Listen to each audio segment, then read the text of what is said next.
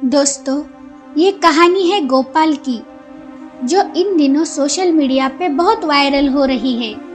गोपाल एक सब्जी वाला है जो सब्जियां बेचकर अपना और अपने घर का गुजारा करता है। लॉकडाउन के बाद हर चीज के दाम आसमान छू रहे थे। रोजमर्रा की जिंदगी में लगने वाली हर एक चीज बहुत महंगी हो गई है। इस महंगाई के जमाने में जहाँ गैस से लेकर टमाटर के भाव भी आसमान छू रहे हैं, इस महंगाई के दौर में भी वो कड़ी मेहनत करके अपना घर चला रहा है। लॉकडाउन के दौर में काम न मिलने के कारण गोपाल पर बहुत सारा कर्जा हो गया था। 2 साल कड़ी मेहनत करने के बाद भी उसका कर्जा उतर ही नहीं रहा था। फिर भी गोपाल हर रोज सब्जी का ठेला लगाता था और घर घर जाकर सब्जियां बेचकर अपना घर चला रहा था। गोपाल बहुत मेहनती था। उसका घर किराया 4000 रुपए, बच्चों की पढ़ाई और घर में लगने वाली खाने पीने की चीजें, ये सब खर्चे उठाना उसके लिए बहुत कठिन हो गया था। महंगाई ने तो जैसे उसकी कमर ही तोड़ दी थी।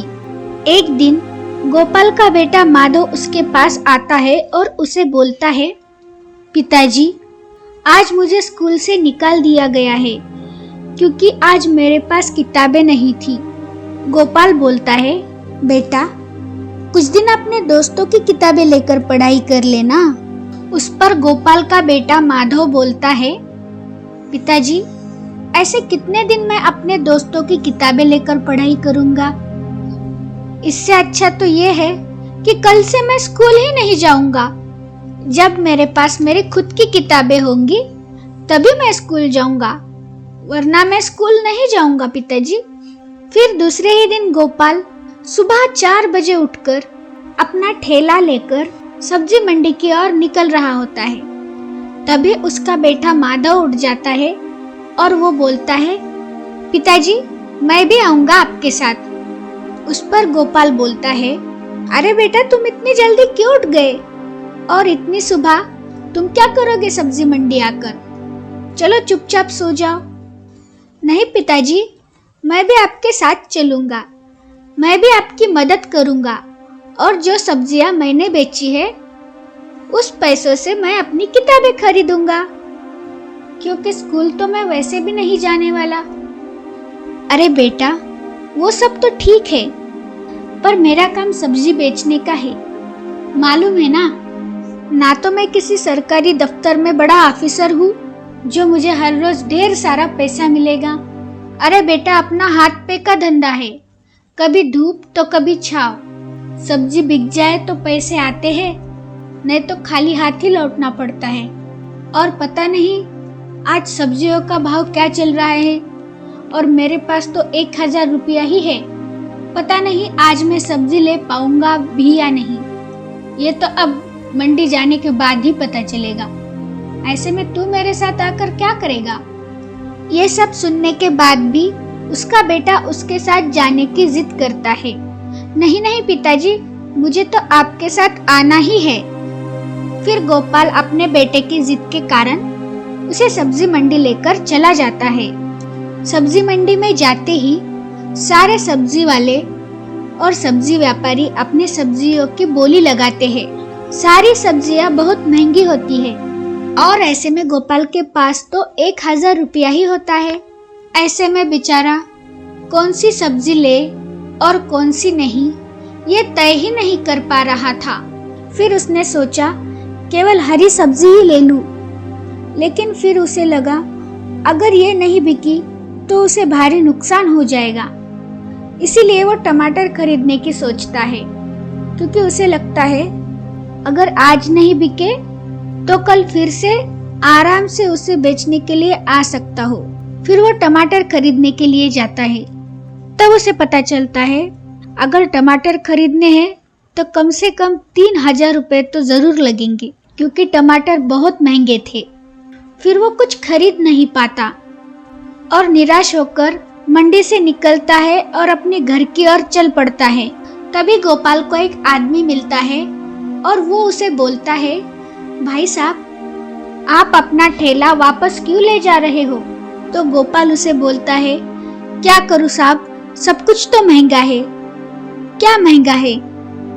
सब कुछ महंगा है साहब। अरे तो टमाटर खरीद लेते। टमाटर बहुत महंगे हैं साहब, मैं नहीं खरीद सकता। अच्छा, तो फिर तुम खाली हाथ वापस जाओगे? हाँ साहब, खाली हाथ ही वापस जाऊंगा। चलो, टमाटर तो महंगे हैं, लेकिन दूसरी सब्जियां भी तो खरीद सकते थे तुम। साहब, आज कुछ भी खरीदने के पैसे नहीं है मेरे पास। इतना बोलकर गोपाल कुछ देर के लिए खामोश हो जाता है और उसकी आंखें नम हो जाती है और उसके आंखों में पानी होता है। शायद उस पल उसे अपनी बेबसी और लाचारी महसूस हो रही थी और वो मन ही मन सोच रहा था कि अब मैं अपने बच्चों को सारी किताबें कहाँ से ला कर दूं और अपने घर का गुजारा कैसे करूं। उसकी भावनाएं उसके आंखों से छलक रही थी और वो अपने आंसुओं को रोक नहीं पा रहा था। गोपाल अपनी मजबूरी अपने बच्चे के सामने नहीं दिखाना चाहता था। वो अपने बच्चे के सामने रोना नहीं चाहता था। फिर वो दूसरी तरफ देख के अपने आप को संवार लेता है और वो अपना दर्द किसी के भी सामने दिखाना नहीं चाहता था। पर इस बार वो गरीब सब्जी वाला महंगाई और अपनी गरीबी के कारण टूट गया। वो अपने आप को संभाल नहीं पाया और उसकी खामोशी बहुत कुछ बोल गई। उसके आंखों में एक सच्चाई थी। फिर गोपाल अपने बेटे को वही ठेले पर बिठाकर अपने घर चला गया।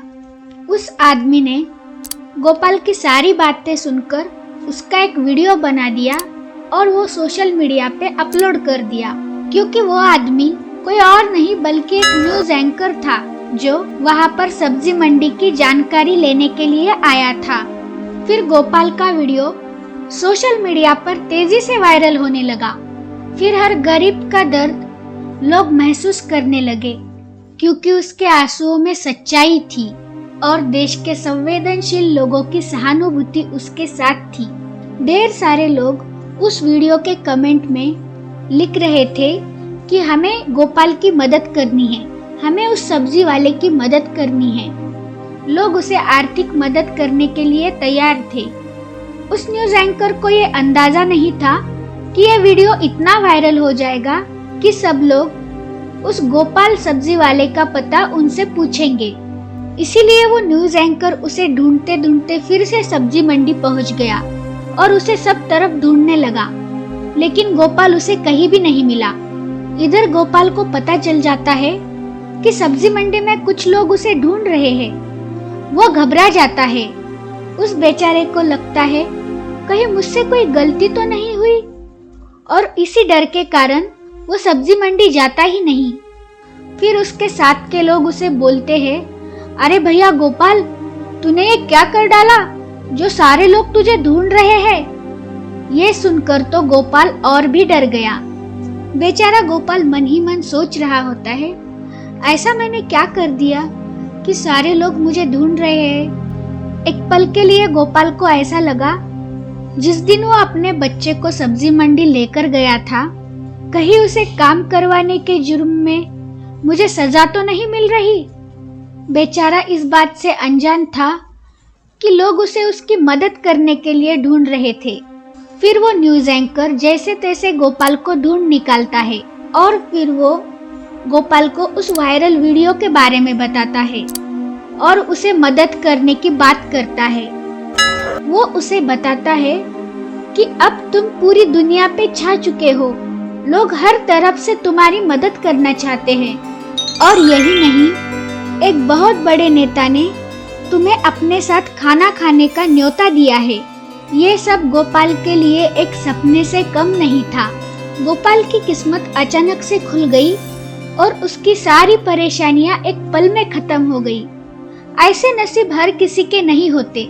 ऐसे तो हमारे देश में बहुत सारे लोग हैं जिन्हें ढेर सारी कठिनाइयों का सामना करना पड़ रहा है, लेकिन उन लोगों का दर्द हम तक पहुंचने के लिए वीडियो का वायरल होना भी उतना ही जरूरी है। वीडियो को लाइक कीजिए और अगर आपने अभी तक हमारा चैनल सब्सक्राइब नहीं किया तो सब्सक्राइब कीजिए और बेल नोटिफिकेशन को भी ऑन कीजिए ताकि हमारी वीडियो भेजते ही सबसे पहले आपके मोबाइल पर नोटिफिकेशन मिले।